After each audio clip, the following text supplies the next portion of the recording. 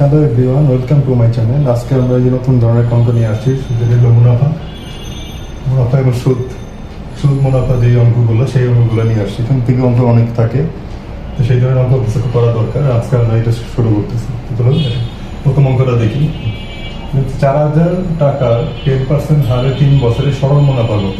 এখানে দুইটা আছে, একটা হলো সরল আর চক্রবৃদ্ধি, মানে সিম্পল ইন্টারেস্ট, যেটা আমরা বুঝি।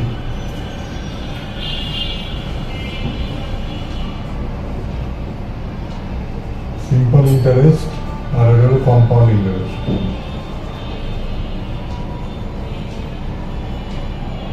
সরল আর চক্রবৃদ্ধি যেটা বললো, সরল হলো সিম্পল আর হলো চক্রবৃদ্ধি হলো কম্পাউন্ড ইন্টারেস্ট। এখানে শুধু প্রথম অঙ্কটা দেখি যে সরল মুনাফা কত, যেটা সিম্পল ইন্টারেস্টের মধ্যে। সরল মুনাফার একটা ফর্মুলা আছে, সেটা হলো সিম্পল ইন্টারেস্ট এসআই লিখলাম, এটা সমান সমান হলো ক্যাপিটাল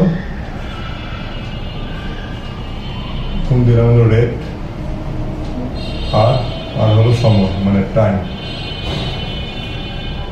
এটার ক্ষেত্রে আমরা এই সরল মুনাফাটা সহজে বের করতে পারবো। যেরকম আছে 4,000 টাকা হলো ক্যাপিটাল দেওয়া আছে, আর রেট আছে 10% হারে। 10% হার হলো মানে 10/100, আর গুণ দিলাম টাইম আছে 3 বছর। এটা আমরা বের করতে পারবো।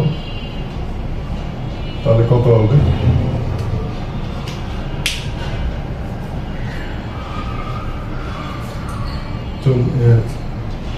সেগুলো করে 30 আর 1200,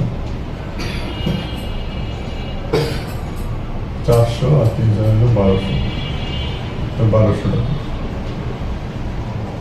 এটাই হলো অ্যান্সার। 4,000 টাকা 10% আর 3 বছরে হবে 1200 টাকা। আর যদি আমরা এমনি বুঝি যে 4,000 টাকা 10% আর 1 বছরে কত হবে? 400 টাকা। মানে 4,000 গুণ দিব 10%, তাহলে হবে 400 টাকা। 400 টাকাতে 3 দ্বারা যদি গুণ করি তাহলে 1200 টাকা হয়। তো প্রত্যেক বছরে 400 টাকা, 3 বছর হবে 1200 টাকা। এখন হলো কম্পাউন্ড ইন্টারেস্টের ক্ষেত্রে আসে।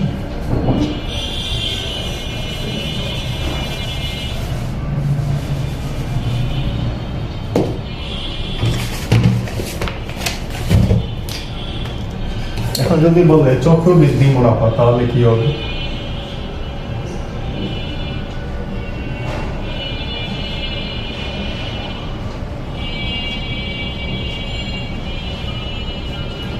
চক্রবৃদ্ধি মুনাফা কত? চক্রবৃদ্ধি মুনাফার ক্ষেত্রে 3 বছরে যে প্রতি বছরই আমাদের পার্সেন্টেজ হিসাবে হিসাব করে তারপরে 3 বছরে যোগ করতে হবে। তো প্রথমটা আমরা প্রথম বছর থেকে শুরু করবো। 4,000 টাকা যদি প্রথম বছর করি,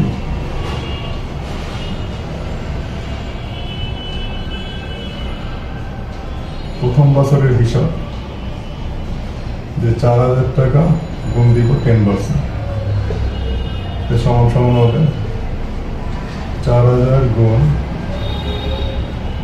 10% হিসাবে, তাহলে 400 টাকা হবে।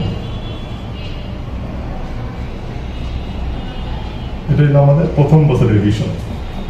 প্রথম বছরের হিসাবটা সহজ, যেটা হলো সিম্পল ইন্টারেস্টে যেরকম করবো সেটা প্রথম বছরের সবাই বুঝি যে 4,000 টাকা প্রথম বছরে হবে 10% হারে, তাহলে হবে 400 টাকা। মুখোমুখি করা যায় অঙ্কটা। তারপর সেকেন্ড যদি অঙ্ক করে দ্বিতীয় বছরে,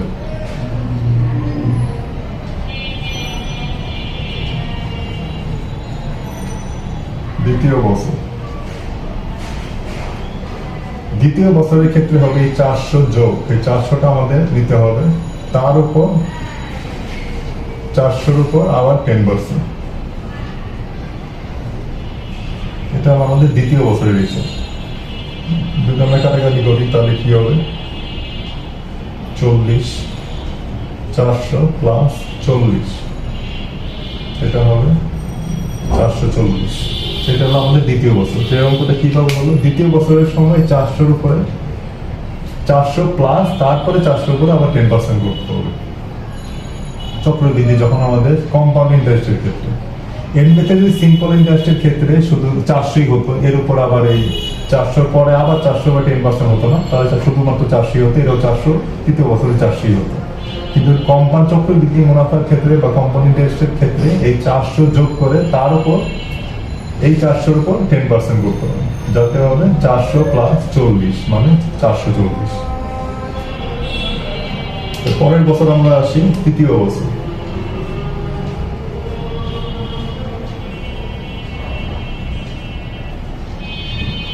তৃতীয় বছরের ক্ষেত্রে হবে এই 440 যোগ 440 গুণ দিতে হবে এই 10%। তাহলে কি হবে, এখান থেকে কাটা গেল আর এখান থেকে মেরে কাটি 44, 440 প্লাস 44 সমান সমান হবে 484।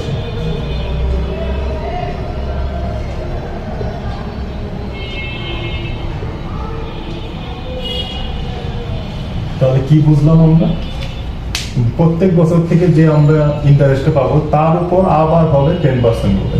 তার মানে তৃতীয় বছরে হবে 440 উপর আবার 10% প্লাস 440, তাহলে সমান সমান হবে 484। দুইটা যোগ করলে হবে 484। এইভাবে করলে যেভাবে আমাদের ব্যাংকের ক্ষেত্রে যেটা হয় চক্রবর্তী হারে, ব্যাংকের ক্ষেত্রে আমাদের ডিপিএস বা এফডিআর যেটা আমরা করি, ফিক্সড ডিপোজিট রেট, এফডিআর বা ডিপোজিট পেনশন স্কিম বা যে কোনো ক্ষেত্রে আমাদের এরকম চক্রবৃদ্ধি হারে এই মুনাফাটা অ্যাড হবে।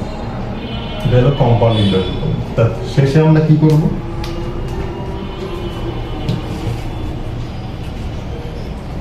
এটা হলো প্রত্যেক বছর আমরা আলাদা আলাদা করে বের করলাম। কম্পাউন্ড চক্রবৃদ্ধি মুনাফা তাহলে কত হবে,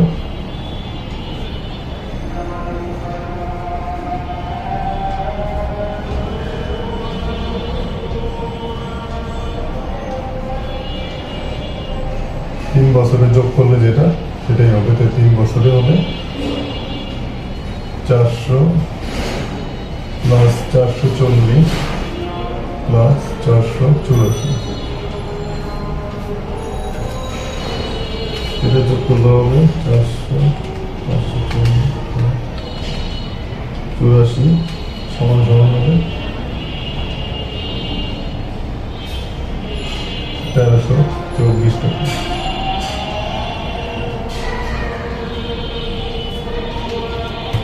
এটাই হলো আমাদের আনসার। সিম্পল ইন্টারেস্টের ক্ষেত্রে আর কম্পেনসেটের পার্থক্য, এখানে এলো পার্থক্যটা হলো যে সিম্পল ইন্টারেস্টের ক্ষেত্রে শুধু চার্জটি হতো, এখানে 400 বা পরের বছরে আবার 10% ওই সুদের উপর করতে হতো না, যেটা আসলের উপর সেটার উপরই আমরা 10% করতাম। কিন্তু কোম্পানি ইন্ডাস্ট্রির ক্ষেত্রে কি করতে হবে, সেই সুদটা যোগ করার পরে সেই সুদের উপর আবার 10%। এভাবে করতে করতে যারা বছর থাকতো তাহলে আরো এইভাবেই করতাম আমরা। তাহলে আমরা 484 প্লাস 484 উপর 10% করতাম। যদি 4 বছর 5 বছর হতো তাহলে এরকম করে একটু কন্টিনিউ। পরবর্তীতে আমাদের 3 বছর তাহলে মোট হলো 400, 440 আর 484 সমান সমান 1324 টাকা। আর যদি আমরা সিম্পল ইন্টারেস্ট বের করতাম তাহলে আমরা সেখানে পেয়েছিলাম 1200 টাকা। তো এই 124 টাকা আমাদের এই কোম্পানির ক্ষেত্রে আমাদের বাড়ে। এটাই আমাদের মানে এখানে চক্রবৃদ্ধি মুনাফা বা কোম্পানির ক্ষেত্রে এটাই হলো সুবিধা।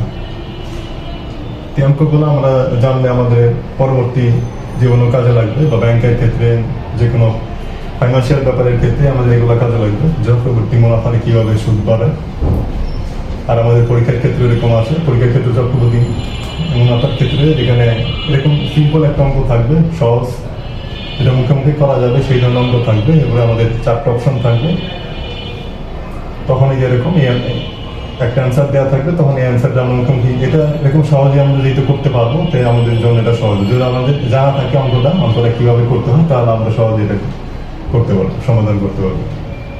এইভাবে আমরা পরবর্তীতে আরো অঙ্ক দেখবো এই ইন্টারেস্টের ক্ষেত্রে, যে শুধু ইন্টারেস্ট বের করতে দেখালাম, তারপরে আমাদের কত বছর হবে সেটাও আমরা দেখাবো। কত বছর বের করতে হবে, এরপর আমাদের আসল বের করতে হবে, সুদ আসল সহ কত টাকা হয় সেটাও বের করতে হবে। এগুলো আস্তে আস্তে দেখাবো। যেটা আজকে দিনে এই পর্যন্তই থাক। ভিডিওটি ভালো লাগলে লাইক কমেন্ট শেয়ার এবং সাবস্ক্রাইব করুন। ধন্যবাদ সবাইকে, সবাই ভালো থাকুন।